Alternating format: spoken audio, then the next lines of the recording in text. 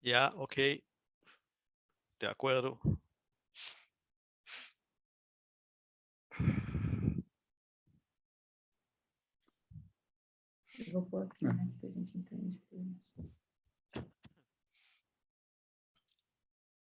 Eso es la explicación clásica, ¿eh? A los latinos, porque las cosas funcionan diferente en Alemania, porque no tenemos talento para improvisar, entonces todo está arreglado.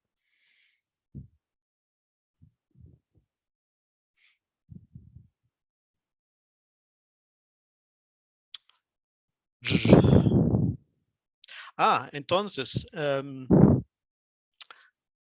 a los panelistas que están, por favor, hagan su control de tiempo, porque yo no, a mí no me gustaría intervenir y decir, bueno, tienen que terminar, entonces, por favor, hagan su propio control de tiempo de los 10 minutos, 5 minutos, un poco más está bien, pero... ¿eh?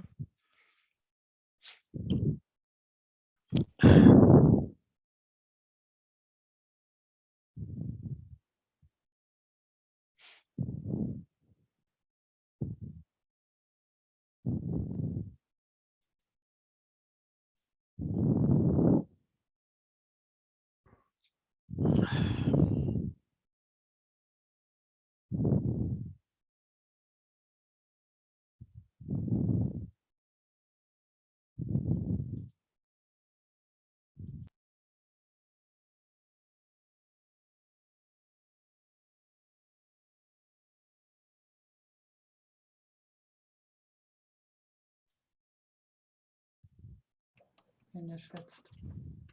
Hallo Klaus, hallo. Hallo, guten Abend. Hallo. Hallo Angelika. Hallo. Das ich einfach. Nee, da die Angelika Jimenez, Entschuldigung. Angelika Jimenez. Wir sind da oben links immer. Wie kommt Wir das? sind, weiß ich nicht. Oh, ich muss.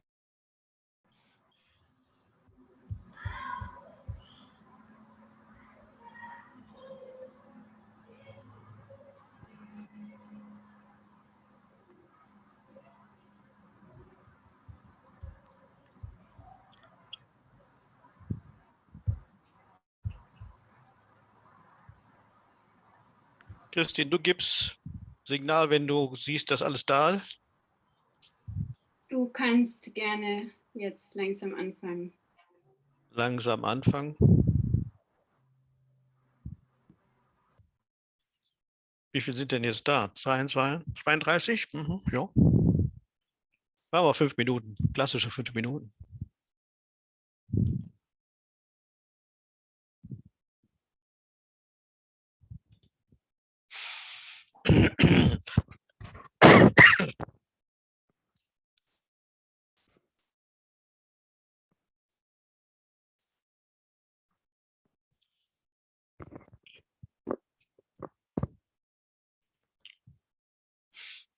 So, ich bin in Spanisch, jawohl.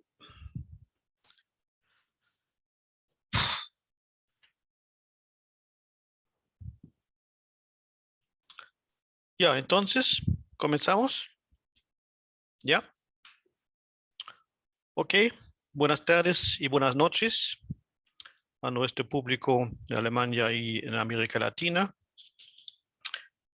Y un saludo especial a nuestros invitados, panelistas, claro. Esta es la tercera actividad del ciclo bajo el título A pesar de todo, sindicalismo y movimientos sociales en América Latina. Y este ciclo está organizado por el Foro de América Latina de Berlín y con el apoyo de la Fundación Friedrich Ebert. Mi nombre es Rainer Rademacher y por invitación del Foro de América Latina voy a moderar esta actividad.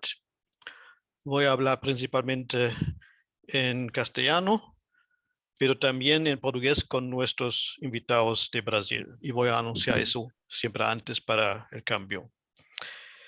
Me acompañan Christine Bergen, responsable técnica, y Verónica Rosa, que presentará en su momento las preguntas del público. Bueno, y primero ahora paso a Cristin para aclaración de algunos puntos técnicos. Por favor, Cristin. Bueno, muchísimas gracias, Rainer. Muy buenos días, buenas tardes y buenas noches a todas y todos. Bienvenidas y bienvenidos. Antes de empezar, unas instrucciones técnicas. Este evento va a estar en castellano y en portugués con traducción simultánea al alemán. Abajo en Zoom ven el icono del globo. Para escuchar el evento en castellano, por favor elijan el canal castellano. Ahora me dedico al público alemán y después al público habla portugués. Guten Abend und herzlich willkommen. Dieses Event findet auf Spanisch und Portugiesisch statt. Wählen Sie bitte das Icon in der Form einer Weltkugel und stellen Sie die Sprache Deutsch ein. Sollten Sie das Event auf Deutsch wollen. Und jetzt auf Portuguesisch. Bom dia, boa tarde a todos, todas e todos. Para escutar a atividade em português, por favor, faça clique no ícone do globo abaixo na tela y escoja el canal portugués. Bueno, también les pido a todas y todos que por favor mantengan sus micrófonos silenciados y sus cámaras apagadas durante la presentación. El evento será grabado y transmitido en vivo por el Facebook. Ahí eso demora un segundito más y ya lo arreglamos. Y después de las contribuciones de las panelistas, de los y las panelistas, también habrá una ronda de preguntas. Por favor, no se olviden de poner sus preguntas en el chat mientras que las panelistas estén hablando. Después de las contribuciones, nuestra colega Verónica Rosa va a hacerle las preguntas que ustedes hayan escrito a las panelistas. Y por último, me dedico a la gente que está viendo nuestro en vivo por el Facebook. Ahora después, por favor, también hagan sus preguntas en los comentarios debajo de la transmisión en vivo. Vamos a tenerlas en consideración. Muchísimas gracias y que tengan un muy buen evento. Rainer, te paso la palabra. Ok, gracias, Cristin. Bueno, al comienzo quisiera hacer una rápida retomada del objetivo de todo ese ciclo de eventos, en caso que todavía hay gente que no estaban al inicio. Entonces queremos arrojar luz sobre la situación y las perspectivas de los sindicatos y los movimientos sociales en América Latina. Ambos son importantes actores en la lucha por un desarrollo sostenible y socialmente justo de la región. Cada uno tiene su naturaleza y sus metas particulares, pero también hay varios puntos de interacción. Este tercer evento, como los dos anteriores, se refiere principalmente al movimiento sindical, pero con algunas particularidades. En cierto modo, representa el puente hacia los dos eventos siguientes de ese ciclo que se dedicarán a los movimientos sociales exclusivamente. Ya en los dos primeros eventos se ha señalado que el sindicalismo en América Latina atraviesa un momento extremadamente difícil y desafiante, tanto por el contexto político como por las condiciones económicas, lo que fue agravado por la pandemia. Sin embargo, pese a los inúmeros obstáculos, o sea, a pesar de todo, ese título, hay muchas experiencias interesantes e innovadoras que demuestran la vitalidad del sindicalismo, su capacidad no solo de sobrevivencia, sino también para la renovación, su disposición de lucha y su importancia como instrumento en la defensa de los derechos de la gente que vive de su trabajo. Para nosotros y nosotras es fundamental que las y los actores mismos nos relatan sus experiencias. Así también hoy vamos a seguir mostrándoles algunas de esas experiencias por las voces de sus protagonistas. Bueno, ahora nuestro evento de hoy. De nuevo veremos esencialmente experiencias sindicales, pero con una perspectiva un poco diferente. Esta vez el foco está en las relaciones externas de los sindicatos, su interacción con otros actores de la sociedad. Bueno, en principio estamos con 4 panelistas. Infelizmente, María de los Ángeles de Plezzi, de Argentina, todavía no está con nosotros. Vamos a esperar que se va a presentar después, un poco más tarde. Pero eso es una experiencia no explícitamente sindical, que sin embargo forma parte de la tradición del movimiento obrero, porque se trata de la historia de una empresa autogestionada por las trabajadoras y los trabajadores de un polígono industrial de Gran Buenos Aires, en Argentina. Y María es una de las protagonistas de este proceso y ojalá nos puede, ¿qué es eso? Una información informar al respecto. También nos dirigimos a Sorocaba, una ciudad en el interior del estado de Sao Paulo, Brasil, donde están ubicadas muchas sucursales de empresas alemanas. Silvio Ferreira, secretario general del Sindicato de los Metalúrgicos, presentará un proyecto conjunto con el sindicato alemán IG Metall y evaluará las experiencias realizadas con este proyecto. Las dos últimas contribuciones en este bloque de 4 forman la transición a los 2 eventos siguientes del siglo que se centrarán, como ya he dicho, en los movimientos sociales. Rosana Silva, miembro de la Junta Directiva de la CUT de Brasil, por muchos años y responsable de la política de mujeres y género, analiza el desarrollo de la política de género en la central sindical más importante del país y su interacción con el movimiento de mujeres y el feminismo. Bárbara Figueroa, vicepresidenta de la CUT de Chile, informa sobre el desarrollo del movimiento de protesta del país que culminó en la instalación de la actual Convención Constitucional y el papel de los sindicatos en este proceso. ¿Cómo vamos a proceder? En una primera vuelta, cada uno de nuestros invitados tiene la oportunidad de informar sobre su experiencia en una contribución de 10 minutos. A esto sigue una segunda vuelta de 5 minutos cada una, en la que se profundizan algunos aspectos. La última media hora la dedicaremos a las preguntas del público. Bom, y ahora voy a pasar al portugués. Ups, vamos a ver. Así, bom. Y vamos a seguir con Silvio Ferreira. Silvio es brasileiro, metalúrgico, es secretario-geral do Sindicato Metalúrgico de Sorocaba y região.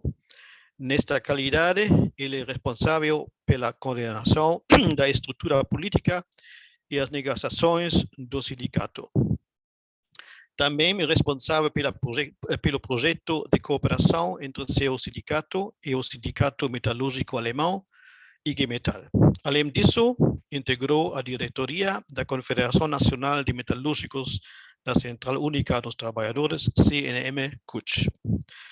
Silvio, após o golpe institucional de 2016, que derrubou a presidente Dilma Rousseff, eleita democraticamente, o governo Temer implementou várias leis sob o título enganoso de reforma trabalhista. Na verdade, é uma medida antissindical que visa minar a capacidade de ação dos sindicatos e reduzir ou mesmo acabar com décadas de melhorias nas condições de trabalho e salários. Este ataque foi intensificado sob a administração Bolsonaro. Então, nessa primeira rodada, você pode nos apresentar o Sindicato de Trabalhadores Metalúrgicos de Sorocaba e nos contar como vocês resistirão a esses ataques dos governos pós-2016, quais foram os instrumentos mais importantes que utilizaram. Ao mesmo tempo, Silvio, seu sindicato está envolvido há vários anos como um projeto de solidariedade com o IG Metall. Gostaríamos de saber de que se trata o projeto como IG Metall e quais são os seus elementos mais importantes, que papel ele desempenha na vida real do sindicato e quais são os seus impactos. Então, Silvio, por favor. Silvio, não nos vemos. Câmara. O que passa? Rainer? Sim? Sim, o Silvio me mandou uma mensagem que a conexão dele caiu, que ele está sem áudio. Eu não sei se ele já conseguiu voltar, mas... Já.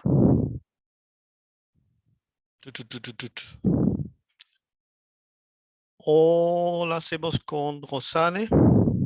Ele me escreveu que está sem áudio. Como ele não está reagindo, eu acho que ele ainda não conseguiu restabelecer a conexão. talvez você pudesse passar para a Rosane e a gente volta com o Silvio depois, né? Ok. Então, Rosane. Continuamos com Rosane Silva. Bom, Rosane é brasileira, sapateira e foi dirigente da Executiva Nacional da Central Única dos Trabalhadores de 2000 a 2015. Atuou no Coletivo Nacional de Juventude, depois foi titular da Secretaria de Política Sindical e, finalmente, da Secretaria da Mulher Trabalhadora. Durante sua gestão na Secretaria da Mulher Trabalhadora, a paridade entre homens e mulheres nas direções da CUT foi aprovada e implementada. Atualmente, Rosane representa a CUT no Comitê Lula Livre e integra a direção nacional do Partido dos Trabalhadores, PT.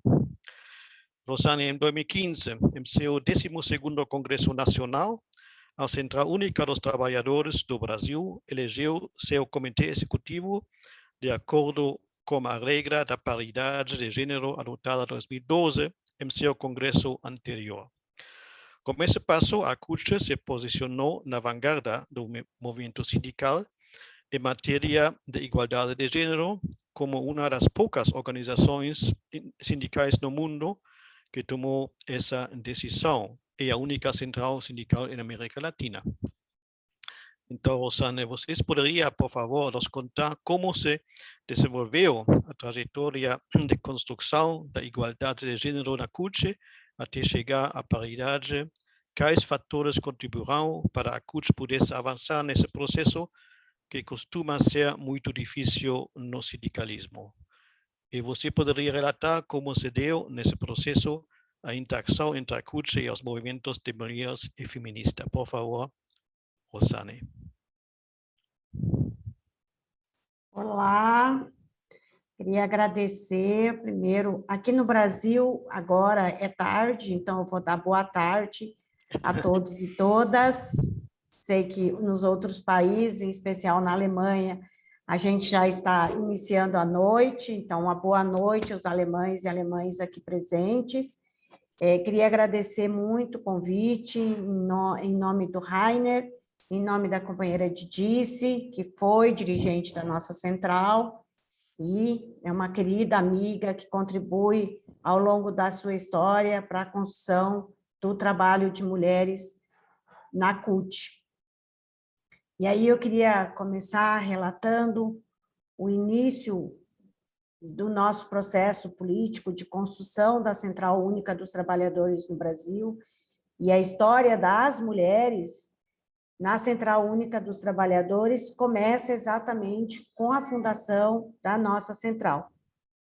Desde a sua fundação, em 1983, nós, mulheres trabalhadoras dos diversos setores econômicos, trouxemos contribuições para construir um movimento sindical com autonomia e liberdade sindical, que a CUT é fundada exatamente com essa consigna da luta pela autonomia e liberdade sindical.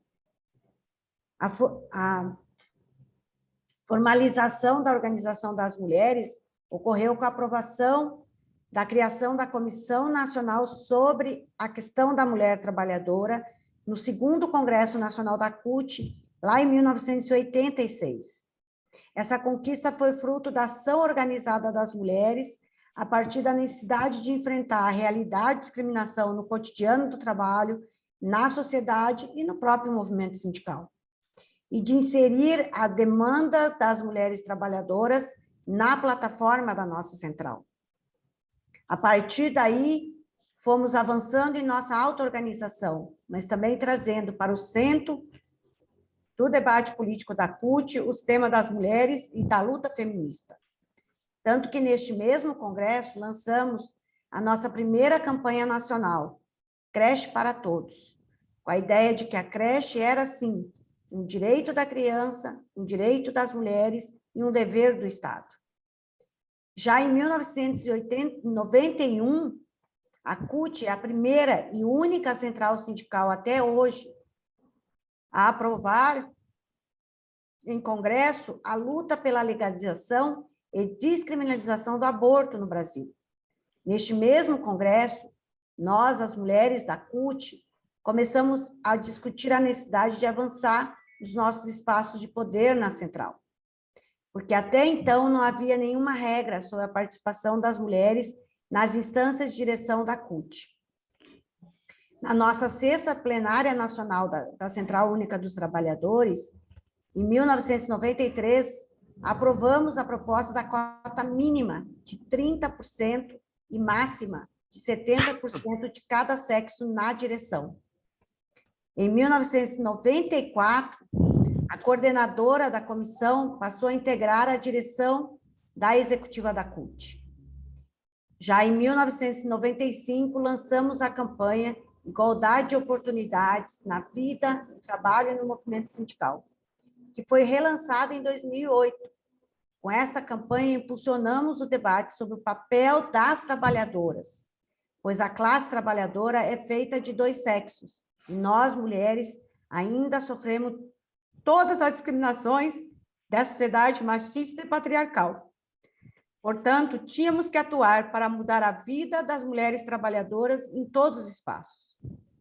No nosso 8º Congresso da Central Única dos Trabalhadores, em 2003, a gente dá um passo importante, transformando a Comissão Nacional em Secretaria da Mulher Trabalhadora. Neste congresso também aprovamos a campanha Violência contra a Mulher, Tolerância Nenhuma.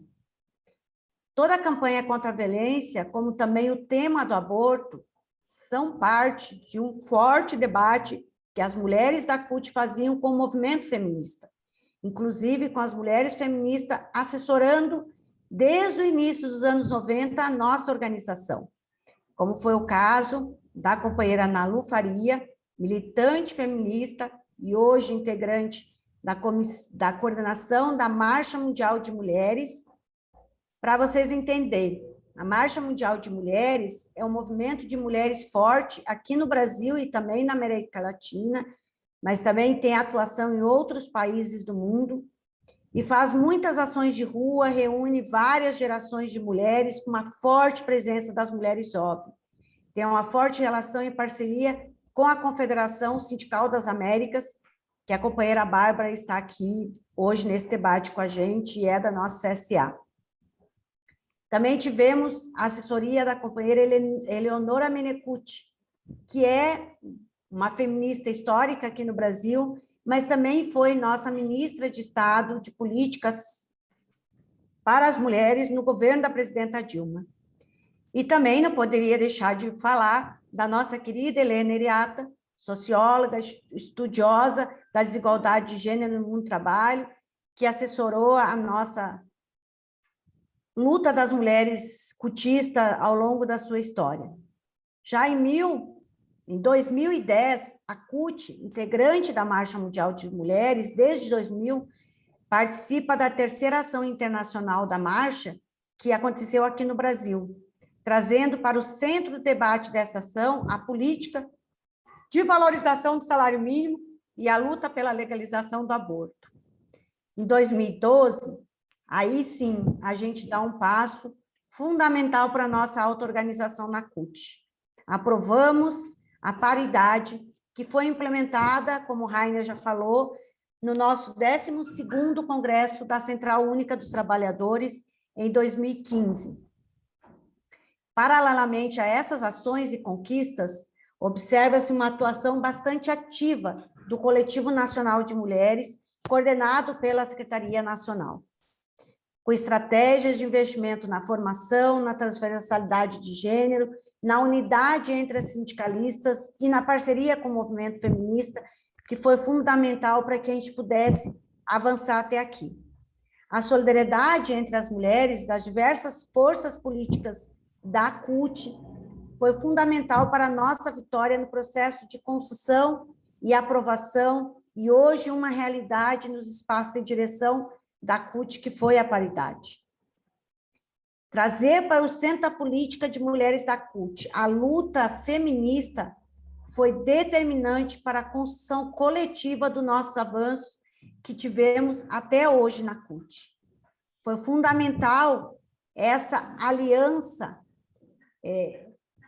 cotidiana que a gente construiu com o movimento feminista, porque o movimento feminista conseguiu trazer para dentro da nossa central o seu debate teórico sobre a construção do feminismo, sobre os princípios do feminismo, e nós, mulheres da CUT, também conseguimos contribuir com o movimento feminista, levando para o movimento feminista o cotidiano da luta e da vida das mulheres trabalhadoras.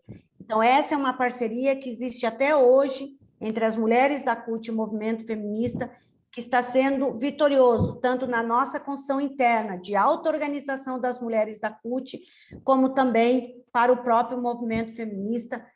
E aí cito aqui um exemplo, que são os 8 de março, que sempre no Brasil, o 8 de março é o primeiro grande movimento de rua de cada ano, que orienta um pouco as lutas sociais do nosso país. E nós, as mulheres trabalhadoras da CUT, junto com o movimento feminista, temos protagonizado essa luta aqui no Brasil em todos os 8 de março. Então, Rainer, inicialmente, queria trazer esse olhar nosso das mulheres da CUT, do quanto é fundamental essa aliança estratégica entre o movimento feminista e a luta das trabalhadoras. Obrigada. Obrigado, muito obrigado, Rosane. Esse é o relato de uma longa marcha. Mas mostra claramente que a CUT Brasil pertence, com razão, à vanguarda do movimento sindical na América Latina, por lado, mas, por outro lado, você também deixou claro que um trabalho contínuo e persistente era necessário para atingir a meta da paridade. A renovação dos sindicatos não só funciona se houver forças internas para implementá-los, em relação com organizações fora do mundo sindical, por supuesto. Veo que Silvio está. Silvio? ¿Está escutando? Silvio? Sim, sim, ¿Está estou listo? escutando. Perfeito. Então, podemos continuar com Silvio? Com as Ok, perguntas? me desculpe, eu tive que fazer uma manobra aqui. Infelizmente, a conexão ficou ruim, então estou utilizando o vídeo para que a gente possa se observar aqui, mas estou usando o celular para poder ouvi-los, porque infelizmente caiu a conexão e não consigo ter mais acesso aos áudios. Ok. Silvio, mas apresentei as perguntas ao público, e não vou repetir isso agora. Principalmente está claro que queremos, em tua contribuição, queremos saber, por um lado, apresentar seu sindicato, por favor, de que se trata, que situação vocês estão, e, em segundo lugar, em segunda fase, o projeto com o IG Metal, de que se trata, em que forma se ha desenvolvido, e os resultados, como você acha se pode apresentar agora. Por favor, Silvio. Ok, muito obrigado, Rainer. Primeiramente, eu gostaria de agradecer aos organizadores do evento. Acho que é uma oportunidade muito bacana para apresentar um pouco da realidade brasileira, da realidade da América Latina como um todo, né, aos companheiros e companheiras, né, da Alemanha. Então, agradeço muito ao convite.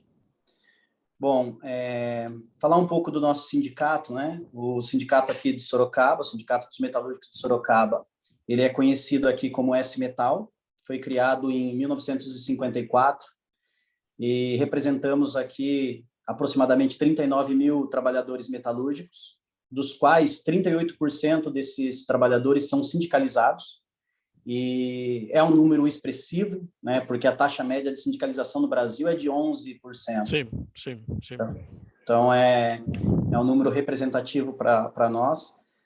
Nosso sindicato fica no interior de São Paulo, né, a cerca de 80 quilômetros da capital, e é um dos principais polos metalúrgicos do país. Ele possui uma diversidade muito grande, né, que vai desde pequenas empresas, né, com oficinas de ferramentaria, na área de usinagem, de manutenção industrial, mas ele passa também por siderurgia, fundição, fabricação de parafusos, de ferramentas, até de colheitadeiras, né, das mais tecnológicas que nós temos aqui, como também de montadora. Então, nós possuímos aqui na nossa base de atuação a Toyota, que é uma das montadoras, e também temos aqui a CNH Case, que produz aqui as suas colheitadeiras mais modernas aí que nós conhecemos. Então, é uma diversidade muito grande do ramo da metalurgia que está instalada aqui no nosso polo, e com diversas empresas de autopeças, de segmento de autopeças,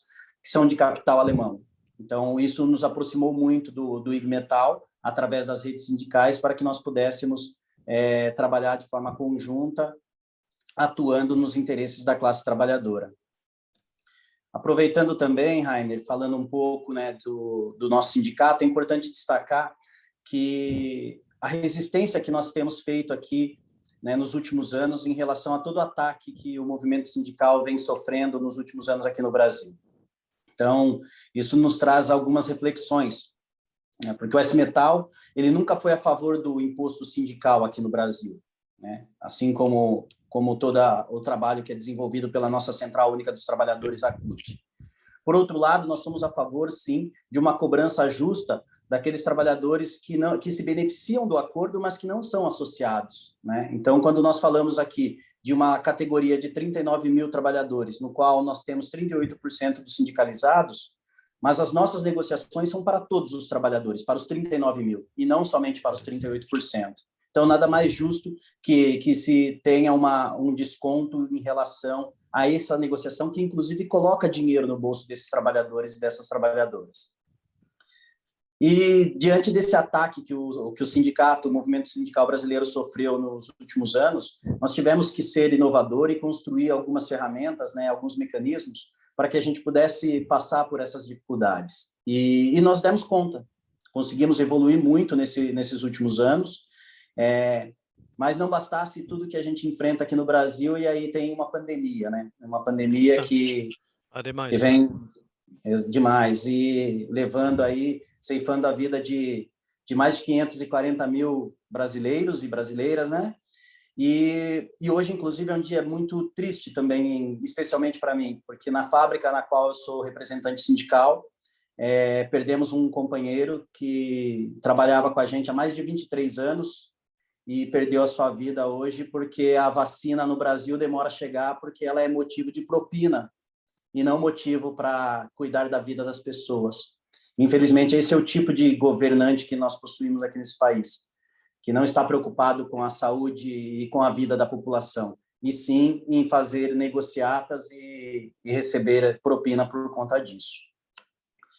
Então, com base nesses desafios, né, com todos esses desafios de ataque ao movimento sindical e de uma pandemia onde você tem um governo que não tem preocupação com a vida da população, o sindicato ele tem que se fazer presente na vida desses companheiros e dessas companheiras. E a proposta do nosso sindicato é uma proposta chamada de sindicato cidadão. Então, nós vamos além das negociações no âmbito do trabalho. Então, a gente interfere na vida dos trabalhadores e das trabalhadoras como um todo.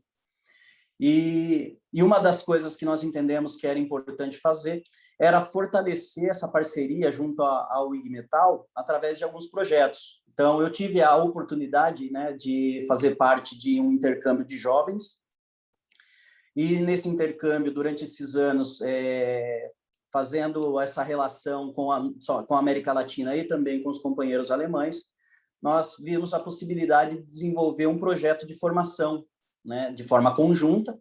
Esse projeto de formação ele atenderia os interesses dos trabalhadores e trabalhadoras brasileiros e dos alemães. Então, essa troca de experiência ela foi fundamental para que a gente pudesse entender um pouco da realidade, né, da Alemanha, os alemães também conhecerem um pouco dessa estrutura brasileira, que também é uma estrutura muito complexa.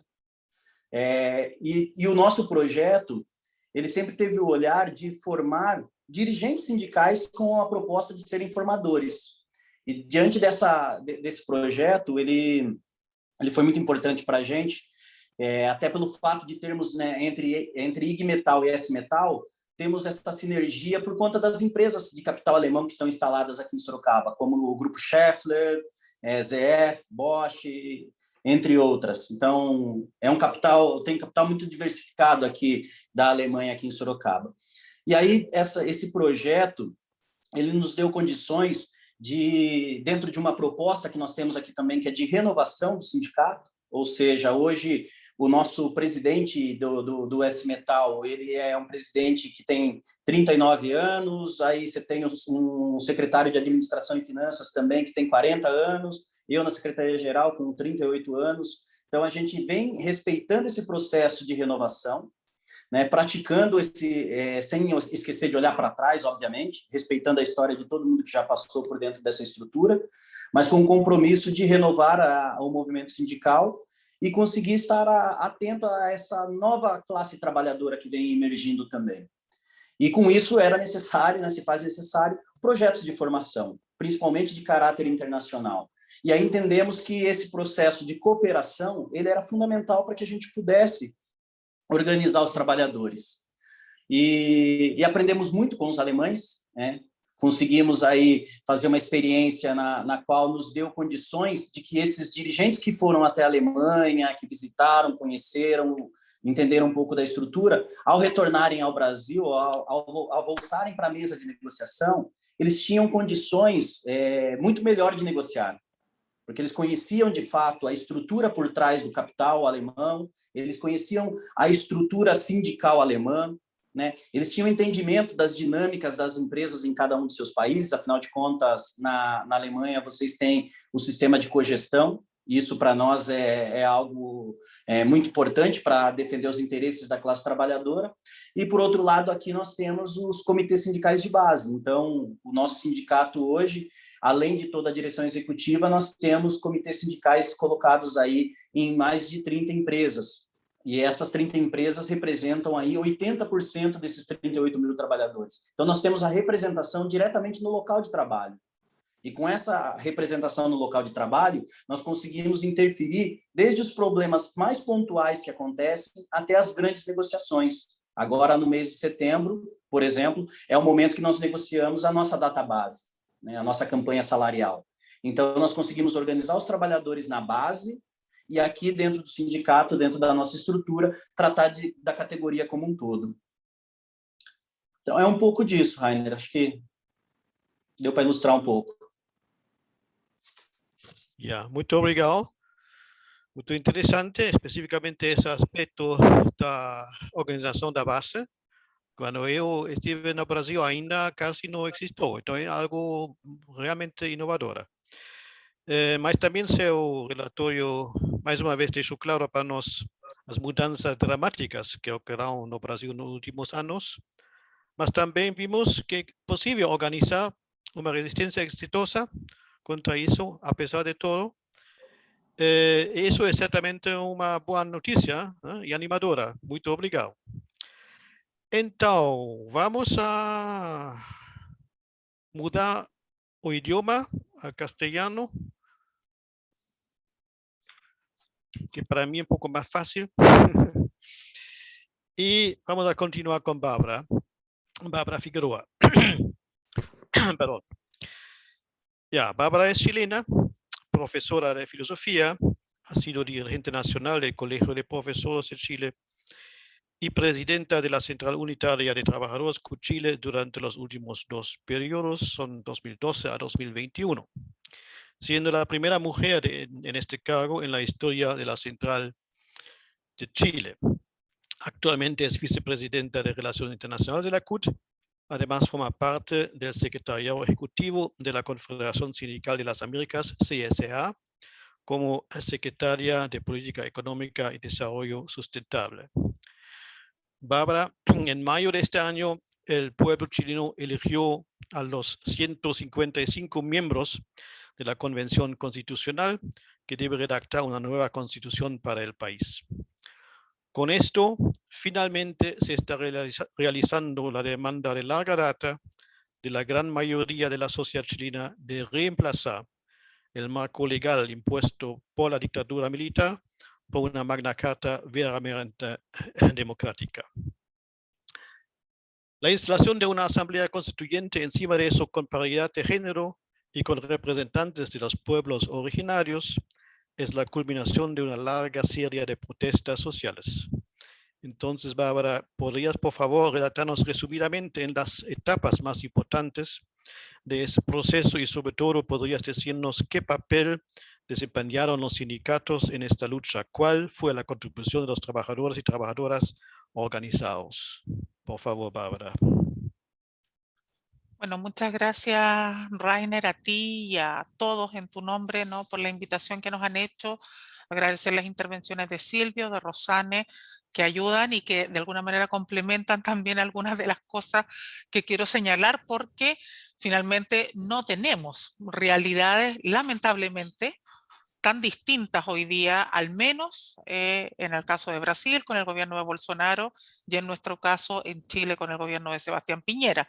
Uno quisiera poder decir y ser más alentador, poder dar mejores noticias, pero en realidad los escenarios no han sido buenos escenarios con estos gobiernos de derecha, que en el caso al menos de nuestro país, además, marcan un punto de inflexión respecto de lo que fue el primer gobierno de Sebastián Piñera, porque este es el segundo mandato. Sin embargo, la ofensiva, la acción no solamente de desprotección de derechos humanos, ¿no?, ante las violaciones de los derechos humanos, sino que también la acción de mayor ofensiva con las políticas de mercado y del modelo neoliberal se han acrecentado en este segundo periodo y por lo tanto también dan cuenta de una ofensiva que se vio reflejada en esta, ¿no?, triada, en estos gobiernos de derecha, en su minuto con Macri en Argentina, Bolsonaro en Brasil, Piñera, Sebastián Piñera en Chile, que en el fondo reforzó una política muy de avanzada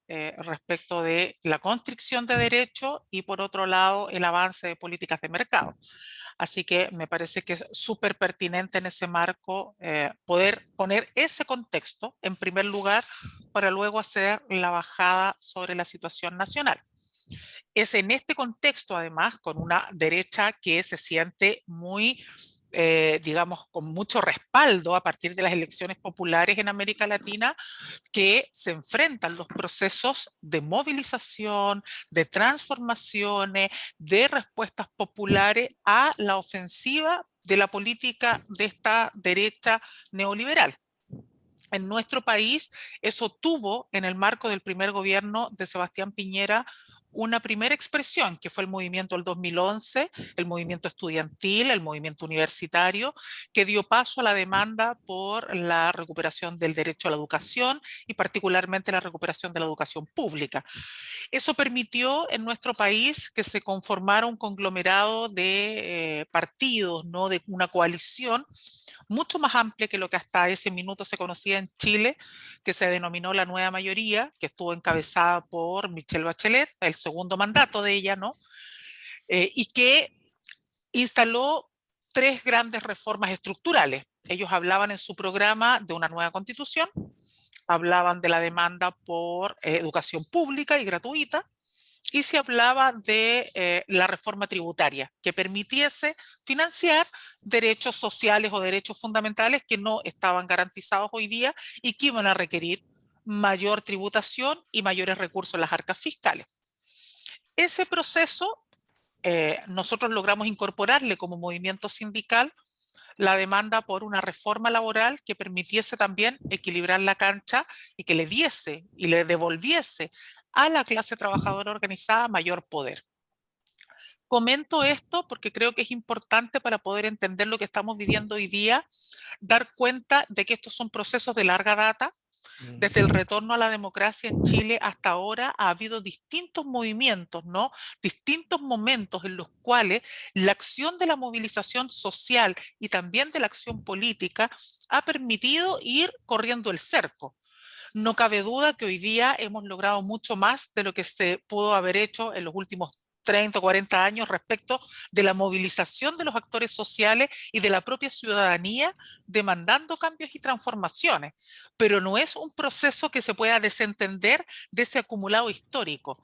Como decía, la expresión más reciente fue el movimiento que se gestó en el marco del 2011 con la educación pública, pero antes de eso, en los 90, ya teníamos movimientos, partidos políticos que fraguaban y demandaban y ponían sobre la mesa la exigencia de una mayor democracia, de una nueva constitución, que en ese minuto tuvo mucho que ver, por ejemplo, con la recuperación de los espacios democráticos en las universidades, los gobiernos triestamentales, la democracia en las instituciones de educación superior, que eso marcó la década de los 90, llegando luego en el 2000 a expresiones de movimientos secundarios, lo que se denominó en Chile el mochilazo, que eso fue aproximadamente el 2001, 2002, luego el 2006, 2007 el denominado pingüinazo, y luego ya el 2011 con este movimiento por la recuperación de la educación pública que congregó a muchos más actores que los que veníamos movilizándonos en otros tiempos. Yo vengo del mundo de la educación, soy docente, fui dirigente de mi gremio, por eso,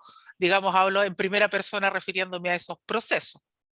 Y luego ya tuvimos, ¿no?, desde ese acumulado del 2011, una serie de otros hitos de movilización, la demanda por el fin a las AFP, lo que se denominó la movilización por el no más AFP, y otras acciones que ya daban cuenta de que había cierta, lo que nosotros denominábamos tensa quietud, ¿no? Parecía que nada pasaba, pero en realidad se estaba alojando un sentimiento de mucha indignación, de mucha rabia, de mucha molestia ante la incapacidad de los gobiernos de hacerse cargo de los desafíos que demandaba la ciudadanía. Ese proceso tiene, digamos, su punto más álgido y cúlmine a partir de la movilización el 18 de octubre, la revuelta popular, pero que tiene como un antecedente también electoral la baja participación de la población en los procesos electorales. Chile hasta los 2000 tenía un proceso de elecciones obligatorio.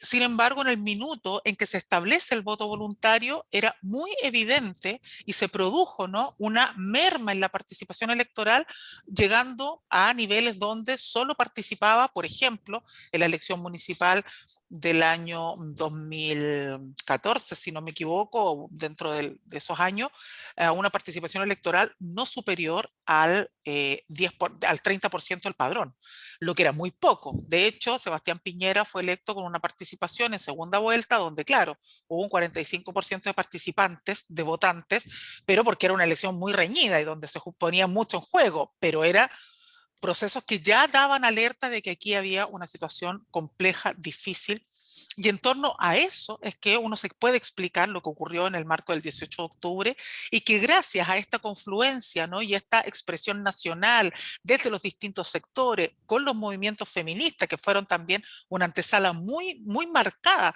de lo que era la expresión ciudadana, particularmente las últimas dos conmemoraciones del 8 de marzo en Chile convocaron a millones. Entonces era evidente que algo se estaba cuajando ahí que no lograba irrumpir en un escenario de demanda política, pero que surge el 18 y que logra, a partir de la acción mancomunada de los distintos actores, tanto orgánicos como inorgánicos, romper la barrera de lo posible, ¿no?, y forzar a las fuerzas políticas para que se estableciera el plebiscito que dio camino entonces al proceso convencional constituyente que estamos viviendo hoy día.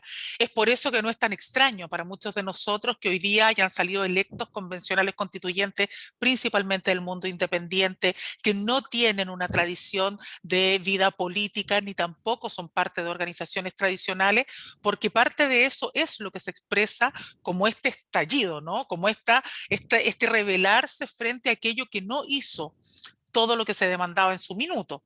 Nosotros como movimiento sindical, si bien empujamos una de las huelgas más importantes, ¿no?, el 12 de noviembre, la huelga general que fue histórica, es la huelga general más importante en nuestro país desde el retorno a la democracia, sin duda que contribuimos a todo este proceso, pero de una manera que no fue leída probablemente de esa misma manera por la ciudadanía, porque con todo a los sindicatos se nos asociaba o se nos asocia a esta figura más tradicional. Entonces ha sido todo un proceso para nosotros también poder señalarle y conversar con la ciudadanía respecto a la importancia de entender que no porque no estuvieran resueltas todas las demandas en los minutos anteriores o por la irrupción de nuevos movimientos, eso significa dejar atrás a quienes históricamente hemos estado demandando condiciones de mayor equidad y de mayor igualdad. Señalo esto porque nosotros, por ejemplo, habiendo sido actores bien importantes y decidores, particularmente con esta huelga el 12 de noviembre, el movimiento sindical en general, no solamente la CUT, sino que el bloque sindical en ese minuto de unidad social que fuimos los convocantes, si bien fue decidora esa movilización para poder lograr que se cuajara el proceso del plebiscito y del proceso constituyente, nosotros fuimos a elecciones y sin embargo no fuimos electos. No tenemos hoy día representación del mundo sindical. Y eso da cuenta de que efectivamente acá, pese a que tú podías confluir, estar, presionar, generar acciones de movilización, no solamente desde la radicalidad del espacio, del territorio, sino que también desde digamos, desde la huelga, desde detener los centros productivos, eso no tuvo la lectura que nosotros hubiésemos esperado ni fue reconocido así. Por eso, insisto, no es tan extraño lo que estamos viviendo respecto al proceso convencional constituyente en torno a su representación, ¿no? Sectores excluidos, sectores marginados, aquellos que eran los invisibles y que hoy día tienen un espacio de participación, principalmente desde el mundo independiente.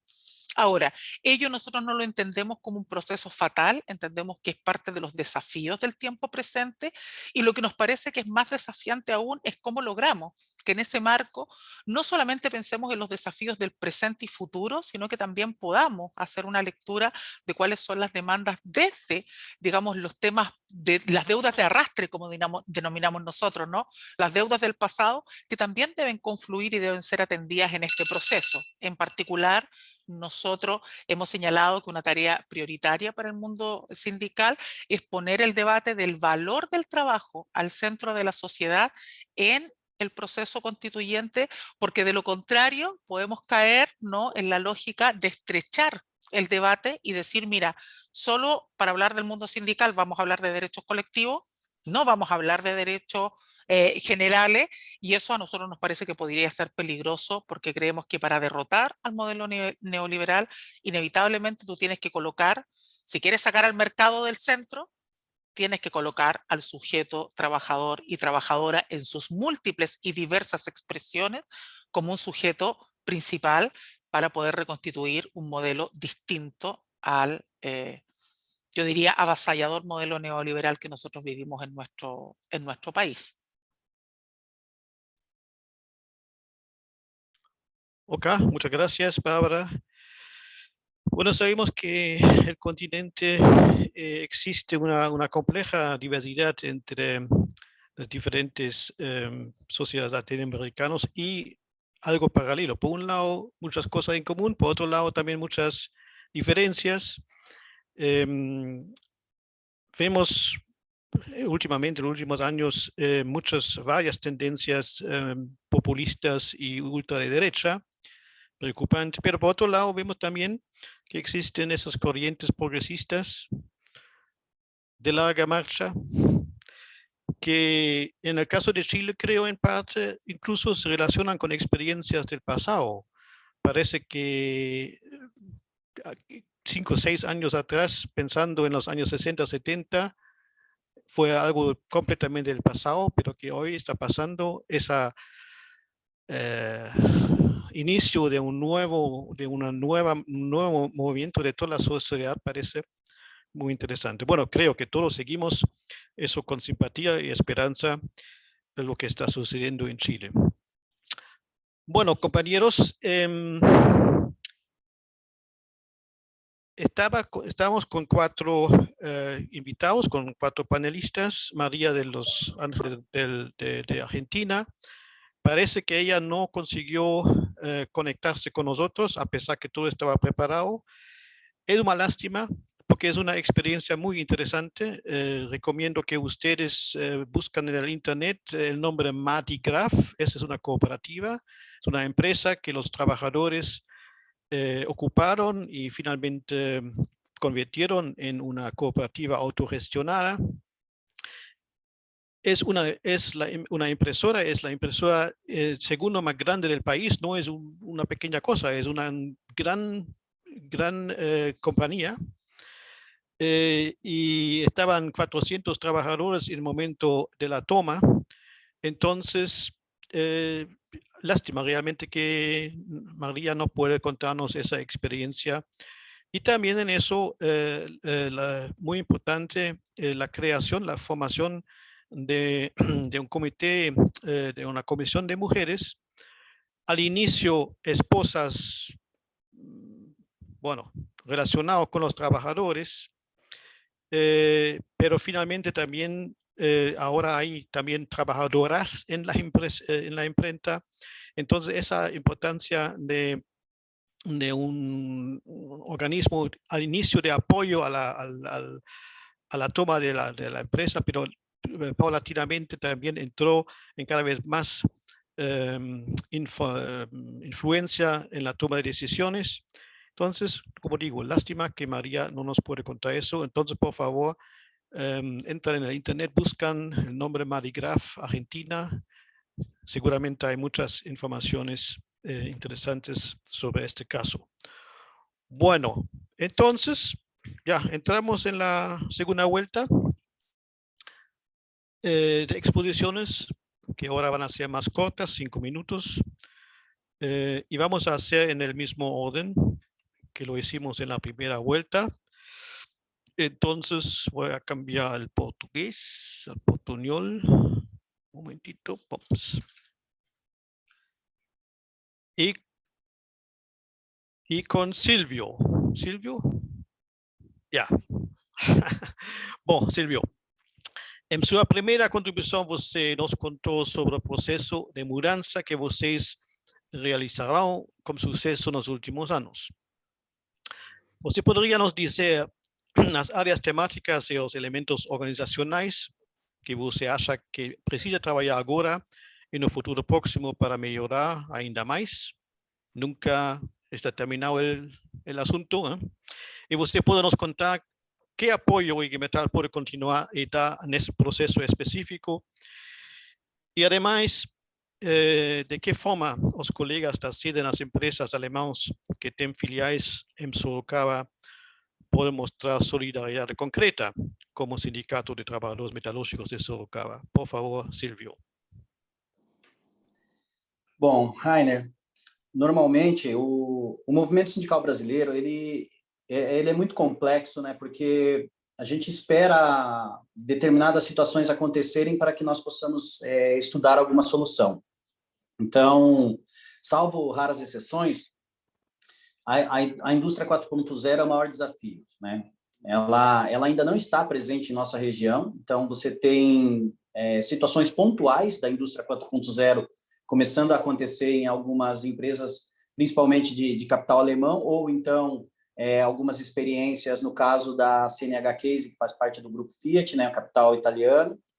Então, isso acaba acontecendo de forma muito pontual. E para nós, essa transição tecnológica, ela é um dos grandes desafios, né? Porque esse é um tema ainda que a tratativa sobre ele é muito superficial, né? A gente discute esse tema há algum tempo, mas de forma superficial. A gente não conseguiu aprofundá-lo ainda. Eu ainda tive uma oportunidade brilhante de estar numa universidade da Alemanha que trabalha muito com muita profundidade a indústria 4.0, então deu para visualizar ali boas experiências, né, na cidade de Darmstadt, que é inclusive a cidade de um companheiro muito querido do IG Metall, né, o Tom, que é uma pessoa que eu estimo muito carinho por ele, junto com a Angélica, que também eu sei que está acompanhando a nossa live. Então, esse é um dos nossos grandes desafios, né? Aprofundar esse tema, construir essa relação junto ao IG Metall, para que a gente possa, através das novas tecnologias, né, entender melhor sobre as matrizes, para que a gente possa ver de que forma essa indústria 4.0 chega ao Brasil, que eu acho que vai chegar com muita dificuldade, tanto é que para essa live vocês viram que eu tive dificuldade na primeira parte porque a internet não ajudou. Então, como que nós vamos falar de indústria 4.0 no Brasil? Vejam o tamanho da dificuldade que nós temos para enfrentar. Por outro lado, né, quando a gente sai um pouco dessa questão da indústria tecnológica, um grande desafio também que nós temos para o nosso sindicato, pós o golpe de 2016, que né, dado pelo Temer em relação à nossa presidenta Dilma, aí depois essa guinada que o Brasil dá para esse governo fascista, né, que também foi explorado nas falas anteriores aí das minhas companheiras. O nosso desafio é ampliar a taxa de sindicalizados, né? Por mais que nós falamos aqui de 38%, que é maior do que os 11%, quase 12% de taxa de sindicalizados do Brasil, ainda 38% ainda é um número abaixo, né, do que é a nossa estimativa.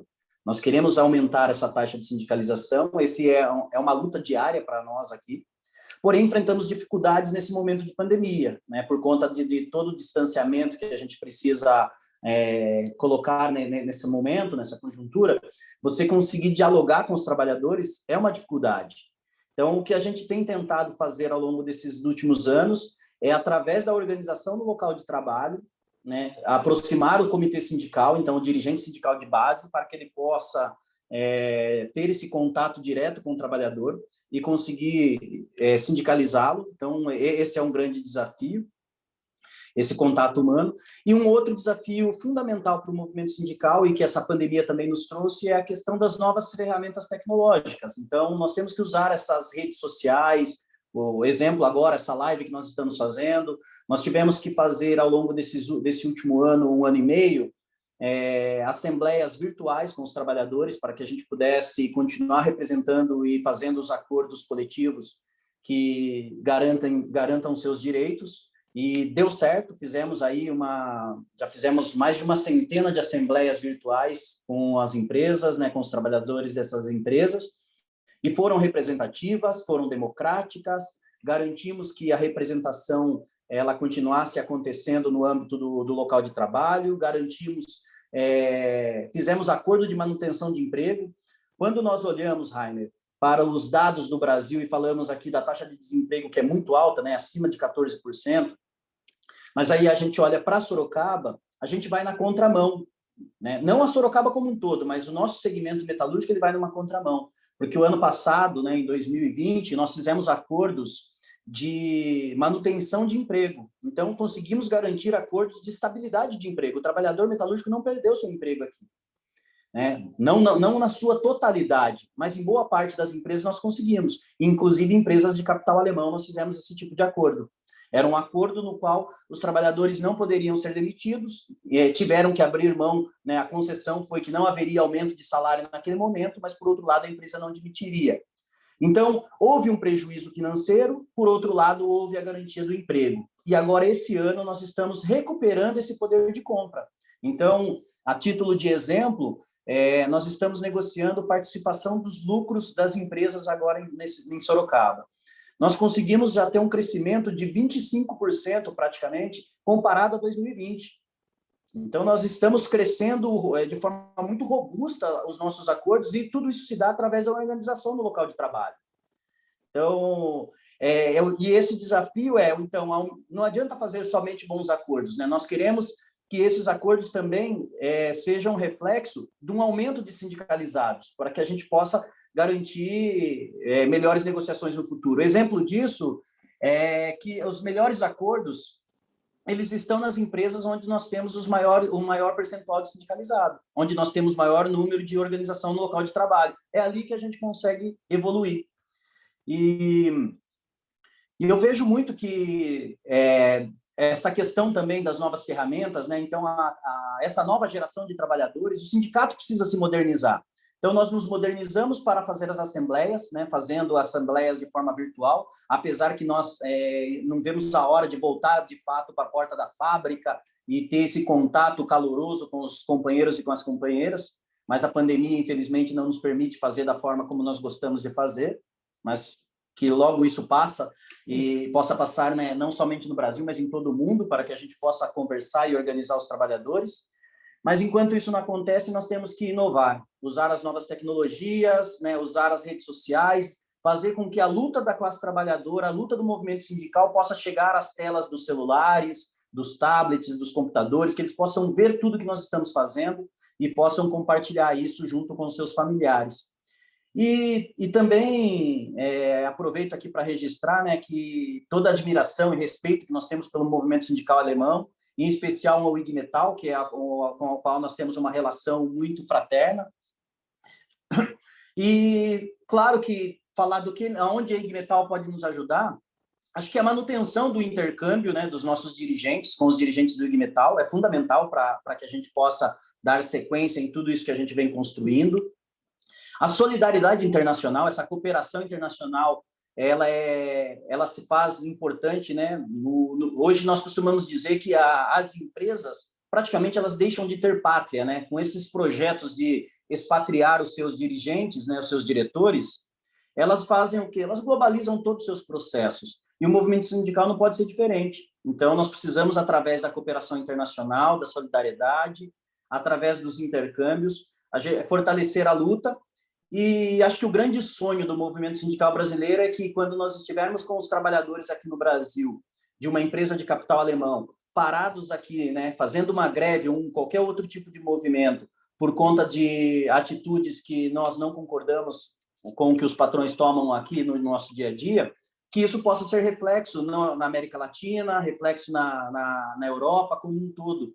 E o contrário também, que a gente possa, através das redes sindicais, trocar informações, mas muito mais do que informações, que a gente possa organizar e melhorar as condições de trabalho desses companheiros e dessas companheiras. Acho que esse é o papel, Rainer, que a gente possa, através das redes sindicais, da cooperação entre a DGB e a CUT, entre o IG Metall e o S Metall, que a gente possa fortalecer as nossas lutas e, como já dizia Karl Marx, né, trabalhadores do mundo univos. Então, acho que essa é a grande oportunidade que nós temos.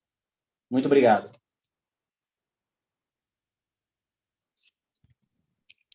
No, muito obrigado, Silvio.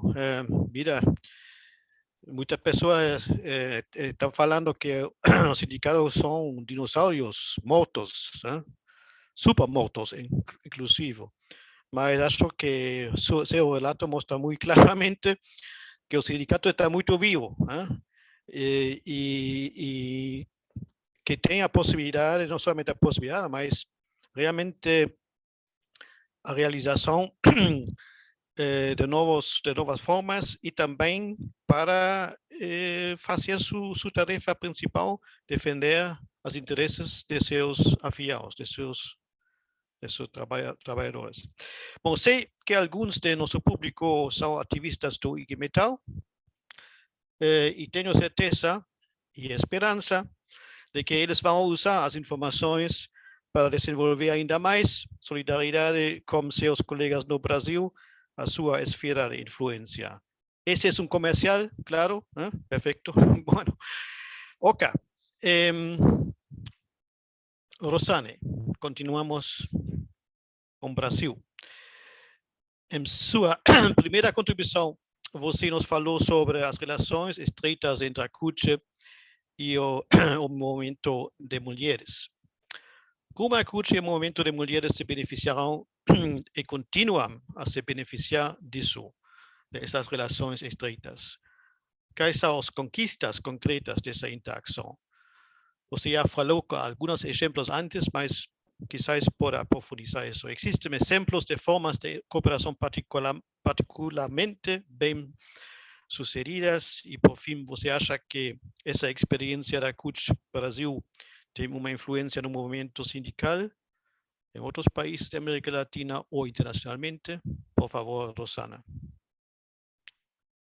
Então, Rainer, é muito importante essa sua questão, porque, de fato, como eu já tinha falado antes, os temas centrais do feminismo estão entrelaçados com a agenda política das mulheres da CUT. É parte do cotidiano da nossa agenda política das mulheres da CUT. Temas como o aborto, a violência contra a mulher, a economia feminista, entre outros vários temas que nortearam sempre, o tempo todo, a nossa relação com o movimento feminista. junto com o movimento feminista, conseguimos construir grandes debates, não somente entre as mulheres da CUT, mas em vários momentos nos espaços mistos da nossa central, seja em congressos, seja em plenárias, seja em atividades de formação, aonde a gente foi trazendo o acúmulo do movimento feminista para ser parte da agenda geral da CUT, e não somente das mulheres da CUT. E em relação ao movimento feminista, nos proporcionou muito aprendizado, e nos proporciona até hoje. A gente aprende cada dia mais com o movimento feminista. E também fomos, ao longo dessa nossa história, consolidando instrumentos para a nossa elaboração comum, seja uma elaboração que nos ajude no interior da CUT, mas também a esta elaboração construída em várias mãos também beneficia o conjunto do movimento feminista. Vou citar aqui 2 exemplos que, para mim, são fundamentais e vivi muito no período que tive à frente da Secretaria de Mulheres da CUT este processo.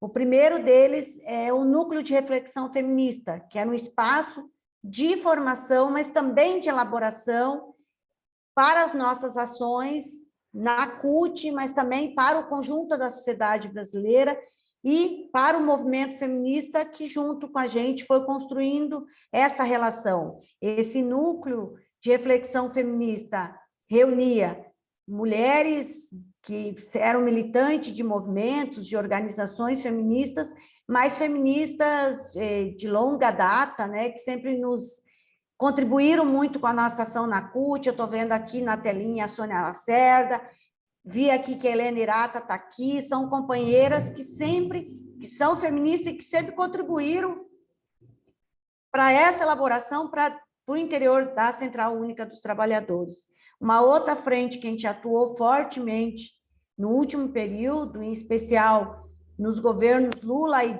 Dilma, porque ali a gente via, de fato, uma esperança da gente retomar com força essa luta aqui no Brasil, que foi a frente de legalização do aborto, que a CUT construiu junto com o movimento feminista e tem fortalecido a nossa luta coletiva pela legalização do aborto no Brasil até os dias de hoje, mesmo no momento tão difícil que a gente vive no Brasil, com o conservadorismo crescendo, com a xenofobia crescendo, mas essa frente de legalização do aborto é uma construção coletiva do movimento feminista junto com as mulheres trabalhadoras.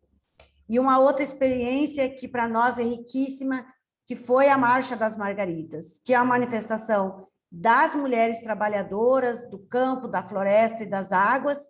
É uma iniciativa do movimento sindical rural, mas que sintetiza muito o feminismo e o sindicalismo e conta com a participação também das organizações feministas, como a AMB, que é a Articulação de Mulheres Brasileiros, como a Marcha Mundial de Mulheres, como outras organizações feministas, o SOS Corpo, que é uma organização feminista no Brasil, a SOF, que é uma outra organização feminista do nosso país, que constrói, junto com a Secretaria de Mulheres e com as trabalhadoras da CONTAG, que é a Confederação Nacional dos Trabalhadores da Agricultura no Brasil, compõe a coordenação da Marcha das Margaridas e que tem construído grandes marchas. Eu acho que uma das maiores marchas que a gente conseguiu fazer ao longo, a Marcha das Margaridas, ela existe no Brasil desde 2000, mas em 2011 foi uma marcha que a gente colocou mais de 100 mil mulheres nas ruas de Brasília.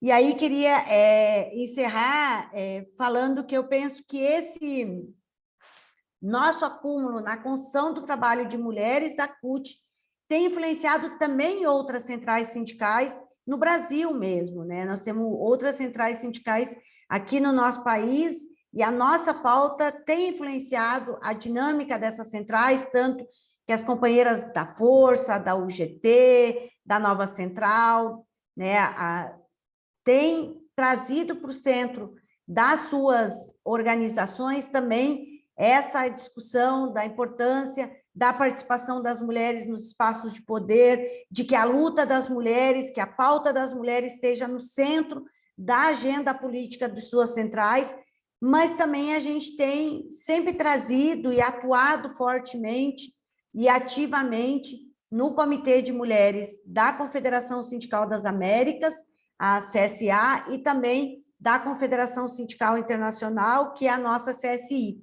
E no Brasil, a gente tem, fruto dessa articulação e da nossa experiência, a gente tem conseguido construir o Fórum de Mulheres das Centrais Sindicais, aonde a gente tem conseguido debater temas e pautas comuns do conjunto das mulheres organizada através das centrais sindicais. E aí vou citar algumas delas, tais como a proposta de lei de igualdade, que tramita aqui no Parlamento Brasileiro há muitos anos, fruto da nossa elaboração das mulheres das centrais sindicais, também a luta pela ratificação da Convenção 189, que trata das trabalhadoras domésticas, que foi uma vitória importantíssima das domésticas brasileiras e foi fruto dessa aliança entre as mulheres da CUT, das outras centrais sindicais, da Federação das Trabalhadoras Domésticas, que a gente conseguiu, se espelhando na Convenção 189, construir uma lei específica do Brasil de proteção para as trabalhadoras domésticas.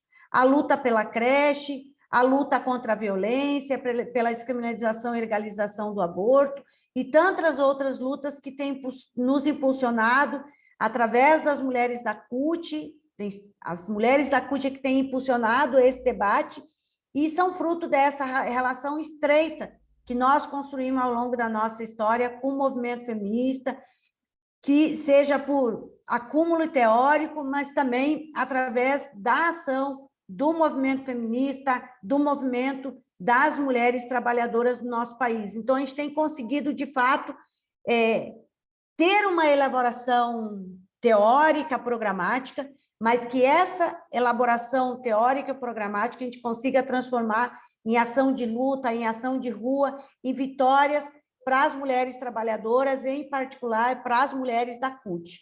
Hoje, nós temos uma central sindical paritária, fruto deste acúmulo de lutas que nós viemos construindo desde o nascimento da nossa central e da nossa auto-organização interna no interior da CUT, que é um espaço que nós, mulheres, não abrimos mão. Esse ano, inclusive, nós teremos um encontro nacional das mulheres trabalhadoras da CUT, vamos fazer virtualmente por causa da pandemia, mas que vai anteceder o debate da plenária nacional da nossa central, nessa perspectiva de que é muito importante o nosso espaço de auto-organização, o nosso espaço de elaboração, porque quando a gente muda a vida das mulheres, a gente está mudando a nossa sociedade, a gente está transformando, de fato, a vida da classe trabalhadora. E é nessa perspectiva que a gente tem construído essa relação tão importante e fundamental para nós, que é com o movimento feminista, e queremos cada vez mais beber do acúmulo que o movimento feminista tem trazido para a luta social do nosso país.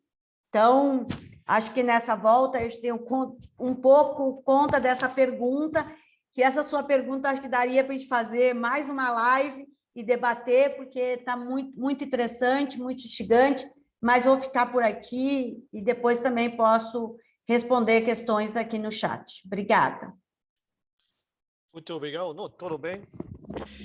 E, de novo, que nos dice, volta a sublinhar a alta importância entre a relação e a cooperação entre o movimento sindical e o movimento das outras organizações da sociedade civil. Esse exatamente vai ser o tema central dos eventos a seguir em nossa série de atividades, dois eventos que vão a seguir a partir de agosto. Vamos ver, falar a final disso. Bom, agora vou volver ao castelhano.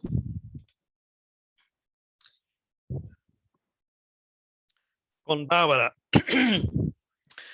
Bueno, Bárbara, en su primera contribución nos informaste sobre el proceso que llevó a la instalación de la Convención Constitucional en Chile, ¿Podrías decirnos cuáles son los puntos centrales que los sindicatos quieren ver anclados en la nueva constitución?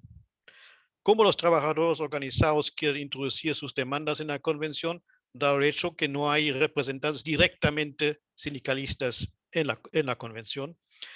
¿Y qué alianza con otras organizaciones de la sociedad civil crees que son posibles y necesarios? Por favor, Bárbara. Bueno, yo señalaba en la intervención anterior que un tema muy relevante es cómo se gesta este proceso. Cuando tú tienes una sociedad fragmentada, cuando hay espacios de la institucionalidad política que no son capaces de hacerse cargo de la democratización, de la participación activa y por lo tanto de construir cauces institucionales para hacerse cargo de las demandas sociales, finalmente tú lo que tienes es esta desafección de la población, de la institucionalidad política y esta suerte de inorganicidad, ¿no? Esta cosa muy difusa que se genera, de mucha tensión, de mucha queja, de mucha rabia, pero con poca canalización de propuestas.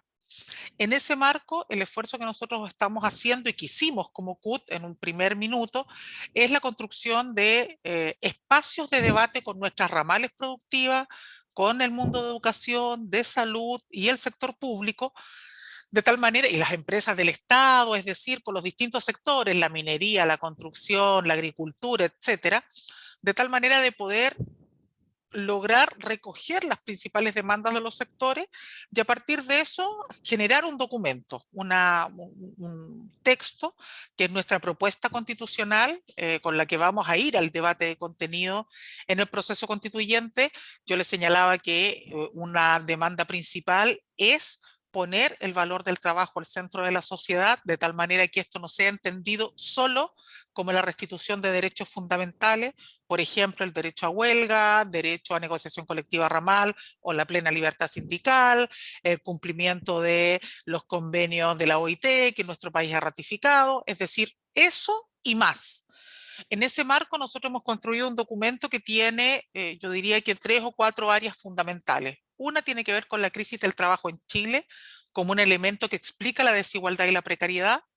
Otro que tiene que ver con la crisis social, política y económica neoliberal, es decir, el tema del modelo, y a partir de eso también los debates sobre un nuevo modelo de desarrollo para el trabajo decente. Otro de los pilares es el tema feminista, elementos del trabajo decente para una constitución feminista y, por cierto, que también todo aquello que tiene que ver con las transformaciones del mundo del trabajo, lo que también comentaba Silvio, ¿no? Todos los desafíos respecto de automatización, nuevas formas de trabajo, el debate sobre las economías verdes o las políticas a partir de modelos de desarrollo sustentable y también, por cierto, todo lo que se ha venido desarrollando sobre economía de cuidado o el reconocimiento del trabajo de cuidados domésticos y de cooperación, ¿no? Que hoy día no tiene reconocimiento, que no es remunerado y que se desarrolla dentro de los hogares.